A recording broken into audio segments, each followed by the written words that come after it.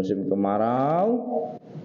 Nah, tapi ada satu tower di rumah itu. Nah, ini nggak bisa, ini memang dikhususkan untuk air minum, nggak boleh dipakai yang lain. Nggak boleh seperti itu.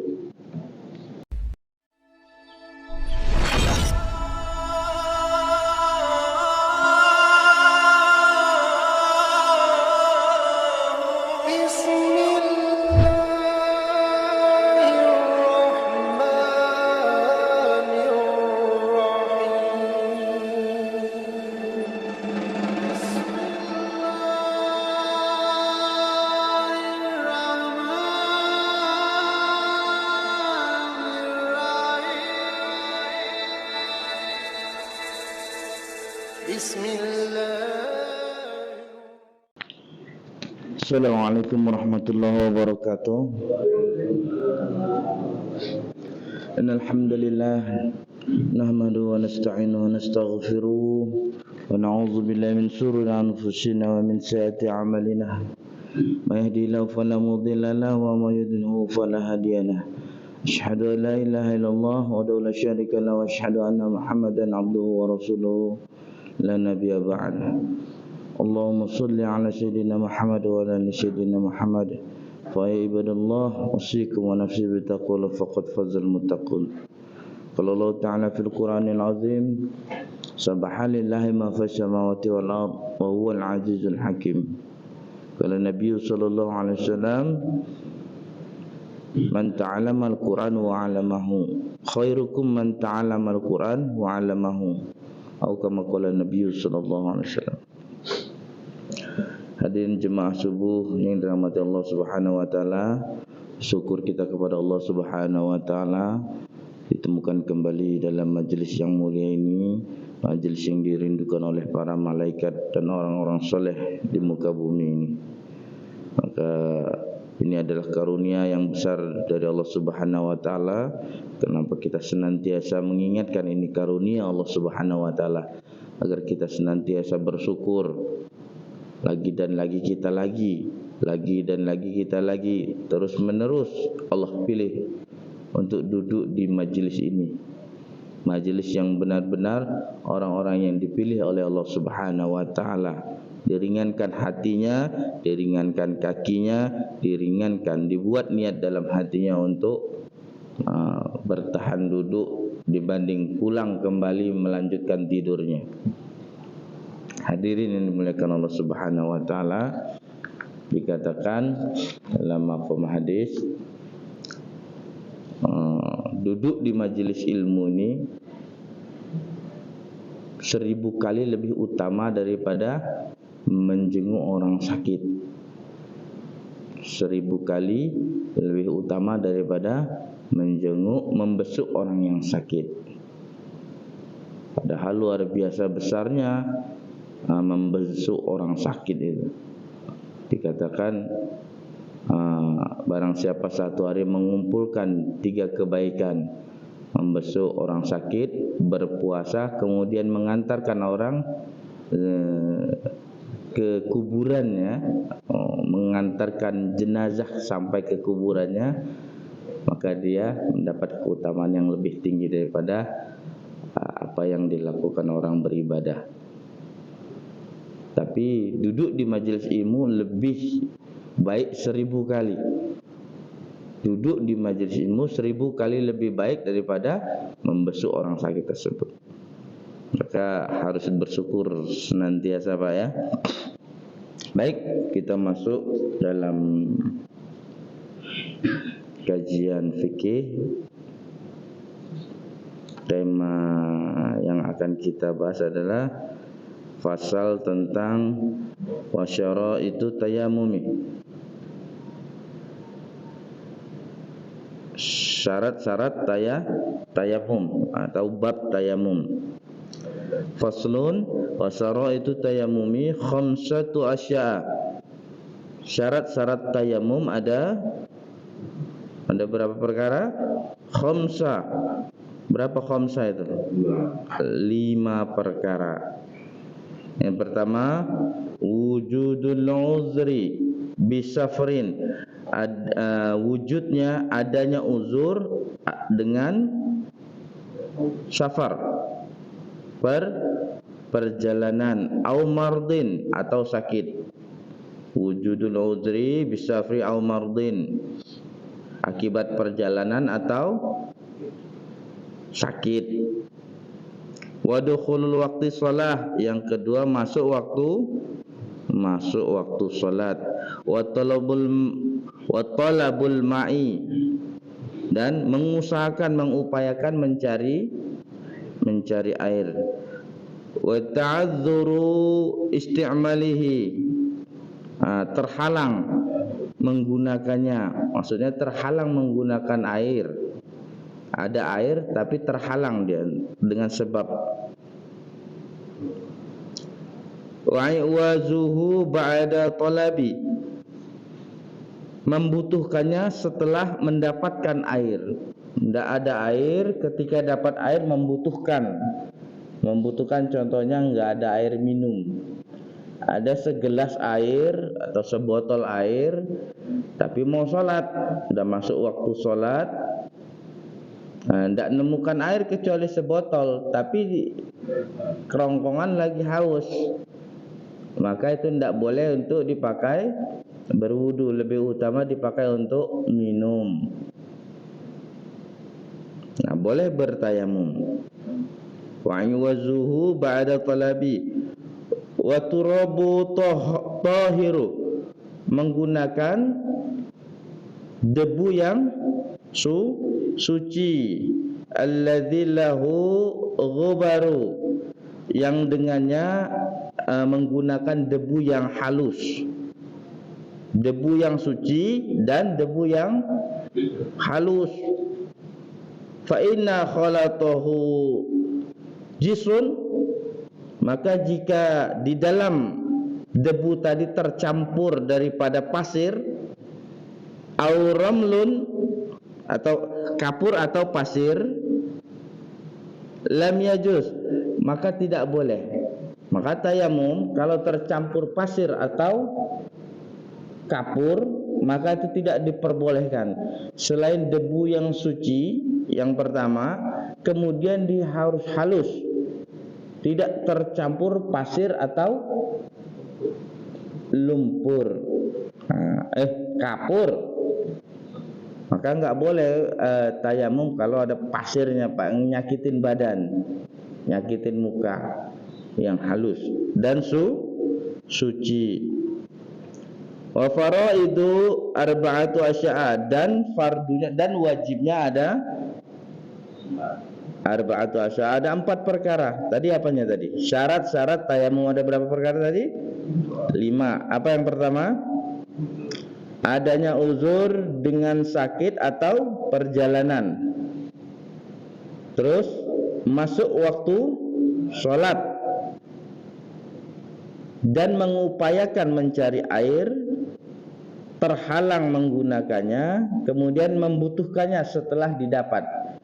Membutuhkannya setelah didapat. Apa maksudnya membutuhkan setelah didapat?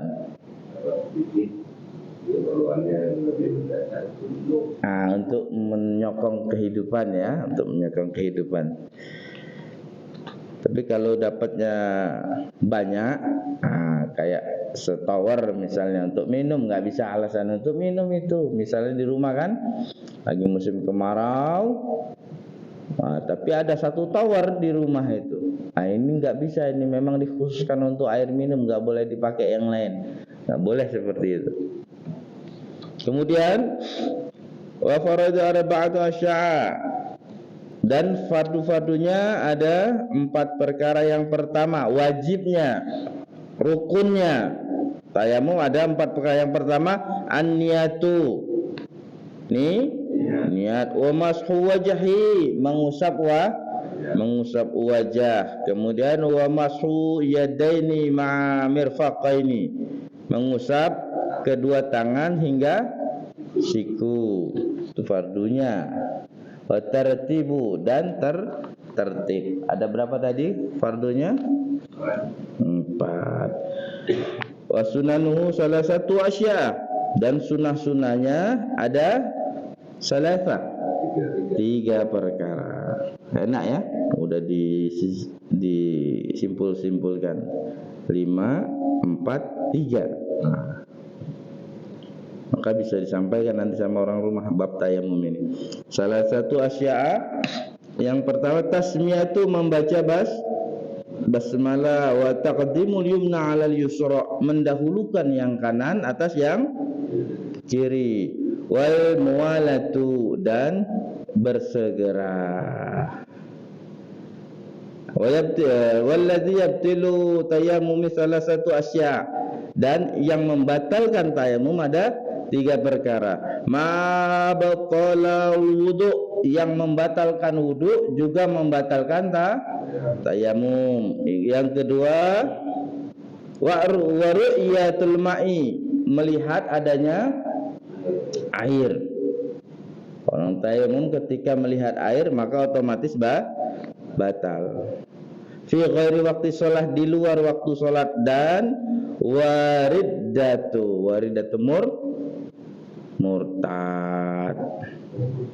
murtad ya, segalanya batal, Islamnya batal, wudunya batal, junubnya semuanya batal Pak ya. Yang membatalkan wudu adalah membatalkan. Dan kemudian tayamum ini hanya berlaku untuk 1 kali pakai, atau untuk 1 kali sholat. Kalau masuk sholat berikutnya tidak menemukan air lagi, maka dia harus tayamum lagi, mengulang tayamumnya. Wallahu a'lam bishawab. Ada pertanyaan Pak tentang tayamum tadi? 5, 4, 3. Siap. Tempatnya yang jadi masalah. Kadang-kadang ada juga orang yang kurang yakin debu yang terjadi atau debu yang nempel di mana, benda-benda di mana. Itu kan bisa juga, saya pernah mendengar itu bisa. Tapi ada juga yang membawa tanah yang sudah jadi bungkus, kalau dia mau sholat dia bentang. Apakah itu juga bisa? Ya bisa. Jadi setiap benda itu tidak akan terbebas dari yang namanya debu. Cuma syarat kesuciannya dan bendanya ini, khawatir kalau kita nempel di segala tempat atau di dinding seperti ini, enggak ada debu, yang ada malah kapur. Gitu ya. Maka disarankan oleh ulama, kalau debu benar-benar debu di padang pasir, usapkan saja di tangan, maka dikepret, apa artinya? Disusah, maka diginikan, ditepuk supaya pasirnya jatuh. Kan debunya masih menempel di tangan. Itu ya. Kalau sengaja membawa debu, ya kayaknya sudah diniatkan itu tayamumnya kayaknya. Sudah diniatkan mau mau ketemu dengan air. Yang saya pernah lihat itu kebetulan di dalam pesawat. Iya. Ya, kalau di daratan belum pernah saya lihat. Dia sengaja membawa debu.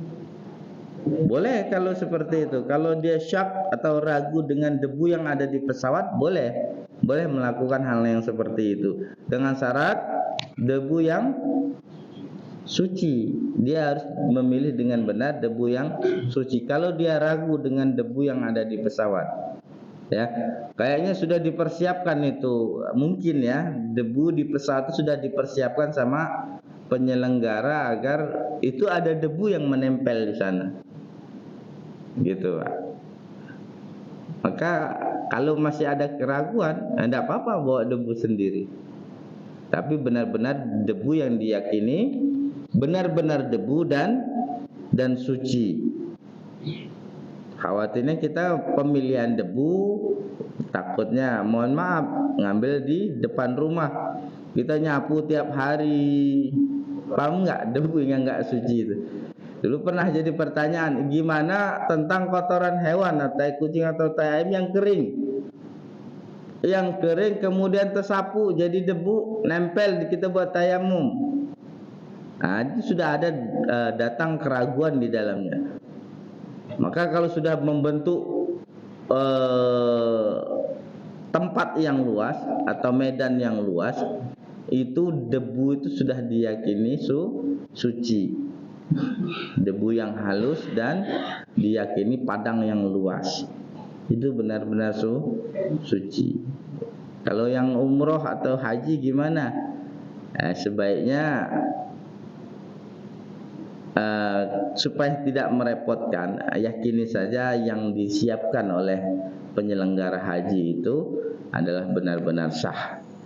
Tapi kalau hati masih tidak meyakini itu sah atau debunya suci atau bukan debu yang nempel di sana, maka tidak apa-apa bawa sendiri untuk menghilangkan keraguan. Ya Pak ya. Yang lain? Bismillah.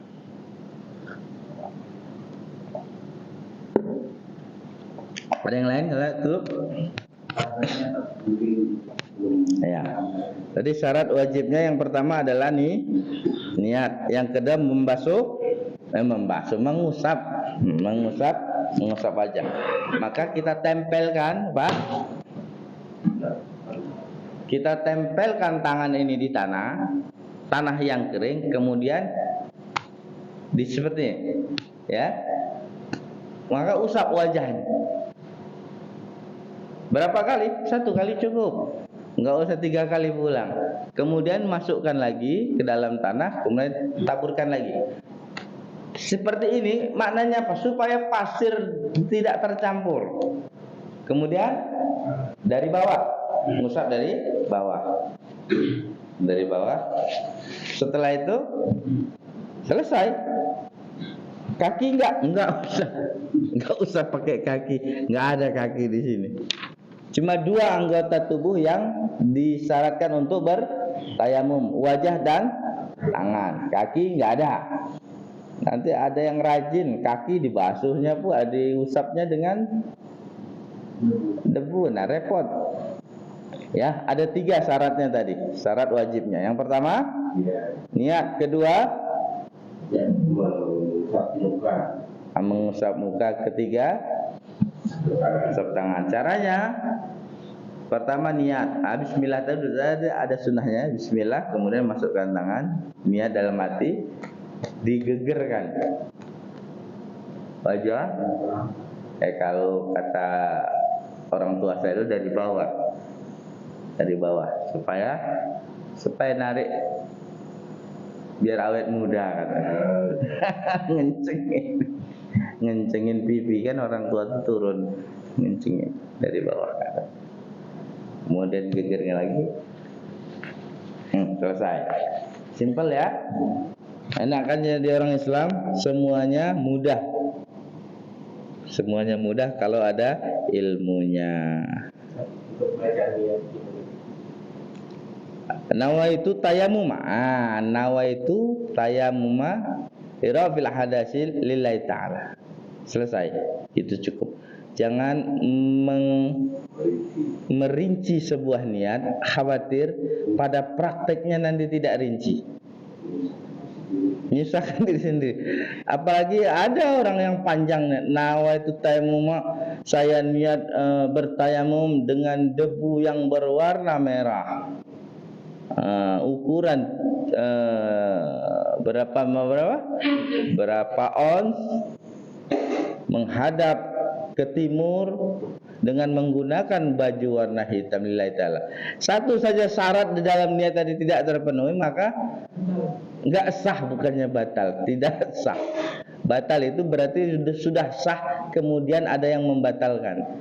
Jalannya sudah sah tapi batal. Ada yang membatalkan. Kalau dari awal salah namanya tidak sah. Itu. Maka disarankan kalau enggak bab niat ini lafaz tidak wajib, ya.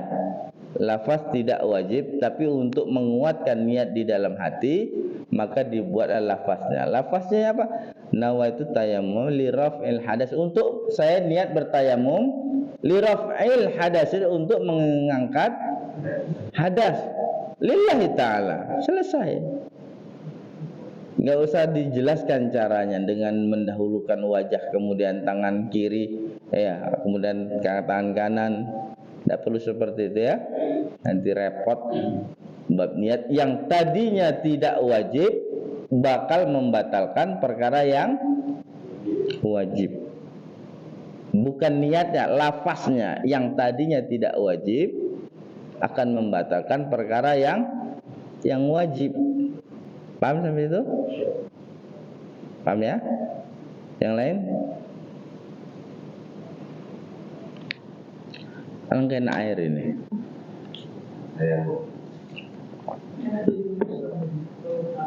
Ya, makanya duduklah di majelis taklim rajin-rajin. Cukup? Allahu a'lam bishawab. Semoga Allah Subhanahu wa taala ampuni dosa-dosa kita, keluarga kita, anak istri kita.